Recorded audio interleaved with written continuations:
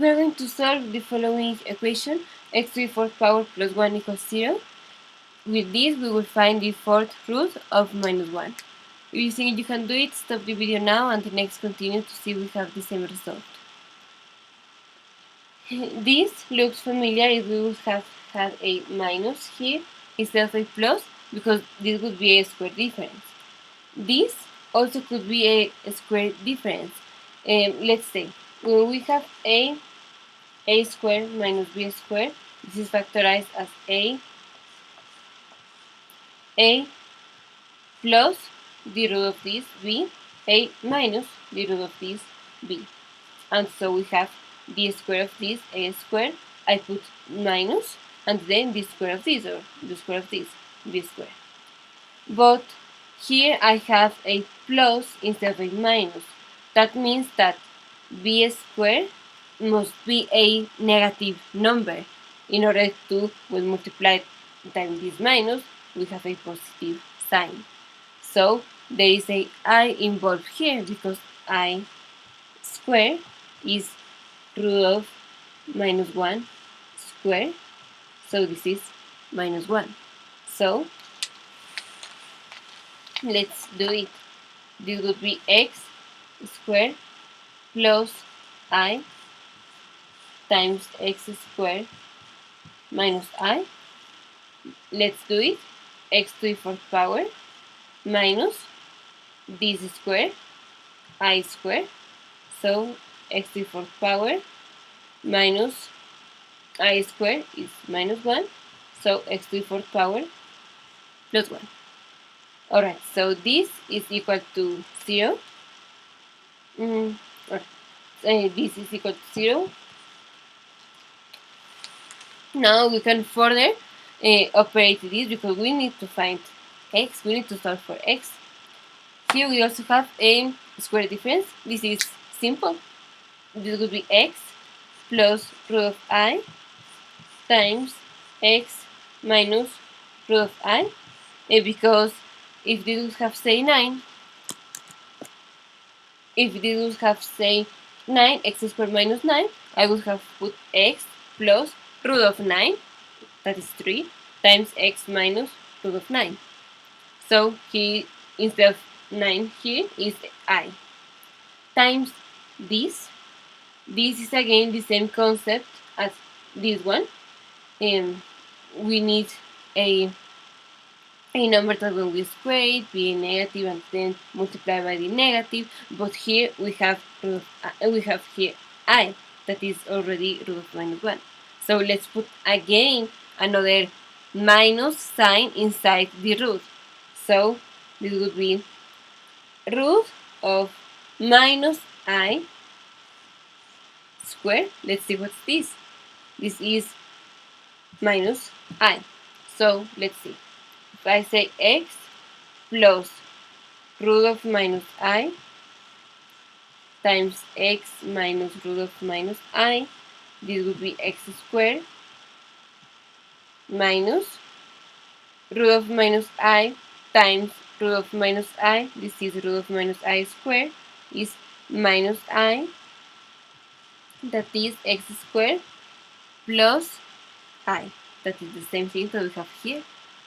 So this is times x, this was this 2, and this is x plus root of minus I times x minus root of minus I equals 0. Now we need to find for x. That is, this is simple, is when x is equal to minus root of I, because if x is equal to minus root of I, this would be 0, and so everything would be 0. Next, when x is equal to root of I, when x is equal to minus root of I, minus root of minus I, and when x is equal to root of minus I. Alright, but now how do we find this? Let's put this number in polar coordinate. First, each time we have a I number, we know that we are talking about a complex number. Actually, even the real numbers are complex numbers, just that the imaginary part is 0. Here we are talking about complex numbers in which the real part is 0, because we don't have a part that do not contain I. So here we have a complex number anyway. But now let's put it in polar coordinate in order to do the math easier. So let's begin with root of I. Alright. Root of I is, first I'm going to put I in polar coordinates and then I took the square root. So what is I in polar coordinates? I is the same as 0 plus 1I. So in the Cartesian coordinates is 0 plus I, 1I, this is here. And this is Cartesian coordinates. I want in polar coordinates. Polar coordinates is this number, this point would be represented as E to the theta. Theta is the angle that has the point with the horizontal line, times the module R. The module R is the, let's say the magnitude of this vector is the distance from the origin to the point. Here is easier because we are in just the vertical line. We just have a imaginary part. So would be, anyway, would be this square plus this square root. Is just a simple finding the hypotenuse. If I would have this number, would be this square plus this square and then the square root. But here the x component is just, well, the real component is just 0. So we have square root of 0 plus 1 square 1 is equal to 1. So the modulus R is 1. So we just have to put E to the theta. Theta is 90 degrees, but I will put pi over 2 in order to do it easier. Alright, I have I is equal to E to the pi over 2. This, if we now take the square root of both sides, because I want to know what is the square root of I, then it's the same as saying E to the pi over 2 to the 1/2 power. So this is E to the pi over 4 power. So E to the pi over 4 power, that is, the angle is 45 degrees. So is this point. And the modulus is 1. So we have hypotenuse 1, 45 degrees angle. So that is, this is 1 over root of 2, if you remember the triangles, and 1 over root of 2, or you could say root of 2 over 2. So root of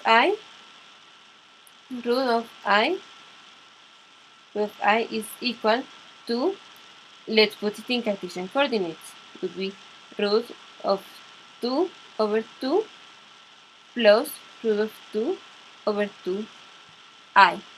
Or you could say cosine of 40 degrees, that is cosine of pi over 4, plus I sine of pi over 4.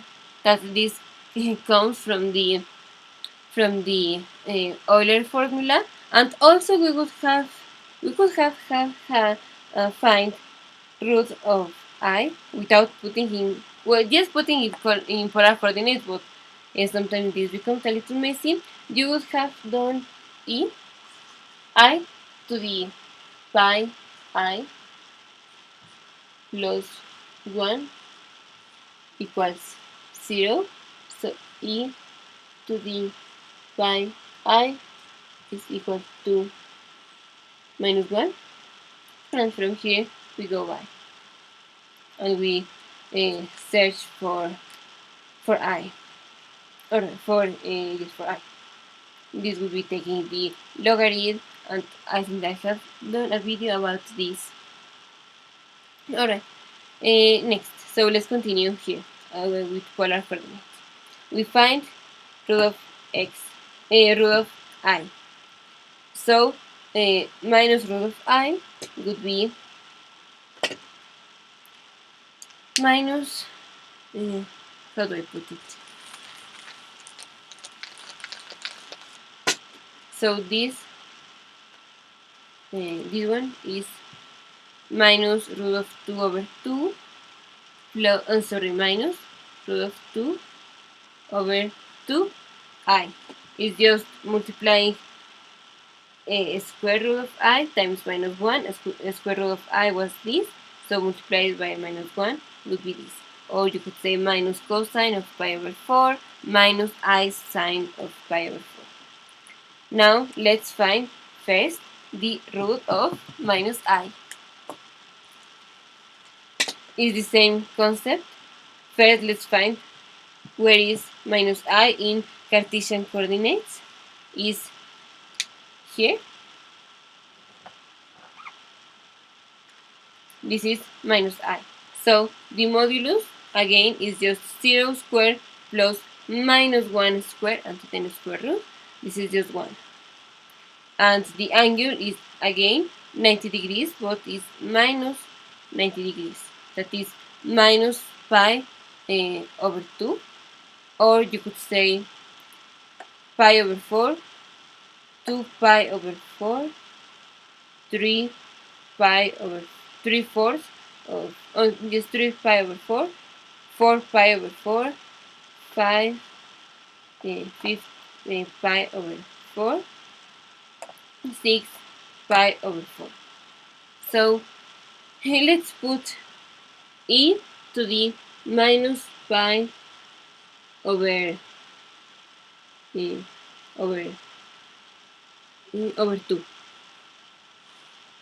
This and this is minus I, and now I want the square root. So I elevate this to the 1/2 power, and I have e to the minus pi over 4. Where is e to the minus pi over 4? That is, the modulus is 1, and the angle is minus pi over 4. That is minus 45 degrees. That is here. So let's put Cartesian coordinates. It is, well, because it's 45 degrees angle, we have the same width and the same length. That is 1 over root of 2, and this is 1 over root of 2. But this is negative, so it's minus 1 over root of 2. So square root of minus I, this is equal to root of 2 over 2, or 1 over root of 2, whatever, minus I, or minus root of 2 over 2I, or you could say again cosine of this would be, here I said 6/4, it would be 7/4. So you could say cosine of 7/4 pi minus I times sine of 7 pi over 4. And now minus the square root of minus 1 would be just the negative. Would be minus root of 2 over 2 plus root of 2 over 2I. And now we find the fourth root of minus 1, that are 4 complex numbers. One is root of 2 over 2 plus root of 2 over 2I, minus root of 2 over 2 minus root of 2 over 2I, root of 2 over 2 minus root of 2 over 2I, and minus root of 2 over 2 plus root of 2 over 2I.